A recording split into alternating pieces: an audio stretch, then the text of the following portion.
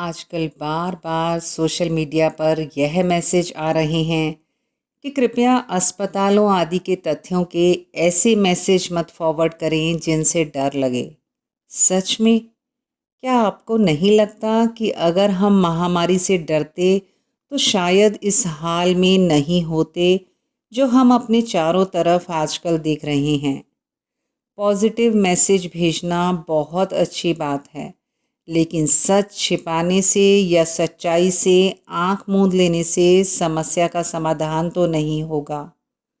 TV पर सब अस्पतालों के दृश्य अत्यंत हृदय विदारक हैं, जिन्हें देखकर यह आत्मसात करना बेहद कठिन है कि यह कोई महामारी की विदेशी फिल्म नहीं चल रही, बल्कि ज़मीनी सच्चाई बताई जा रही है। नमस्कार दोस्तों, मैं सुविधा गुप्ता आज आपके साथ हूँ अपने एक नए ब्लॉग के साथ, जिसका शीर्षक है डरेगा इंडिया तभी तो बचेगा इंडिया। सरकार ने कितना समझाया कि सिर्फ कर्फ्यू या लॉकडाउन हटा है, कोरोना नहीं गया है। संकट अभी नहीं टला है। सभी कोरोना वॉरियर्स ने भी बार बार लगातार सोशल मीडिया पर आकर समझाया कि महामारी की लहर चल रही है। कृपया सावधान रहें और सभी नियमों का कड़ाई से पालन करें, जैसे मास्क लगाना, सैनिटाइज़र इस्तेमाल करना और सोशल डिस्टेंसिंग आदि। पर हम कहाँ सुनने को तैयार थे। हमारे लिए तो बेमतलब घूमना भी ज़रूरी था। दिल लगाने के लिए बाजार जाना, मॉल घूमना और ख़रीदारी करना भी आवश्यक था।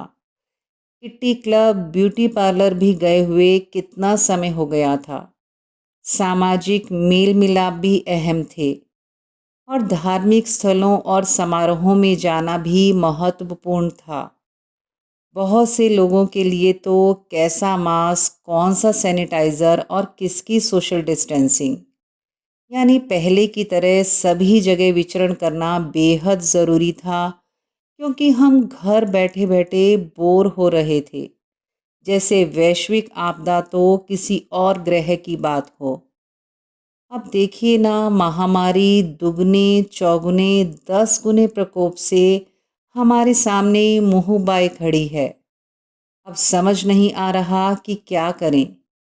एक तो हम इस भावना से बाहर नहीं निकल पाते हैं कि सबको हो सकता है पर हमें कुछ नहीं होगा। यह कैसे संभव है? हम भी तो इस मानव सभ्यता का अटूट हिस्सा हैं, तो परिणाम तो सबको मिलकर ही झेलना पड़ेगा। आटे के साथ घुन भी पिसता है। वही स्थिति अब उन लोगों की भी हो रही है जिन्होंने सभी नियमों का पालन करने में कभी कोई ढिलाई नहीं की और अनावश्यक घर से बाहर भी नहीं निकले, फिर भी कोरोना की आपदा सहन कर रहे हैं। ईश्वर ना करें अगर किसी को भी कोई मेडिकल इमरजेंसी हो, होना तो यह चाहिए कि अस्पताल में भी उन्हीं लोगों को प्राथमिकता मिले जिन्होंने गंभीरता से महामारी के सभी नियमों का पालन किया हो। पुराने ज़माने में जब विश्व युद्ध हुए और जब लोग कम पढ़े लिखे थे, तब सरकारें जो भी आदेश नागरिकों को देती थीं, सभी उसका सख्ती से पालन करते थे। लेकिन अब ऐसा देखने में कम ही आता है। शायद हम ज़्यादा पढ़े लिखे होने लगे। हमने महामारी को बहुत हल्के में लिया। अब तक सिर्फ सुना था कि बायोलॉजिकल वार यानी जैविक युद्ध कभी भी हो सकता है, लेकिन अब हमें यह समझना और स्वीकारना होगा कि बायोलॉजिकल वार शुरू हो चुकी है और हम सब इसका हिस्सा हैं। जो सबसे योग्य होगा वही सुरक्षित रहेगा। इसका अभिप्राय यह है, जिसके शरीर में रोग प्रतिरोधक क्षमता यानी रोगों से लड़ने की ताकत सबसे अच्छी होगी, वही सुरक्षित रहेगा। इसलिए हमें अपना सारा ध्यान अपनी इम्यूनिटी बढ़ाने की तरफ लगाना चाहिए।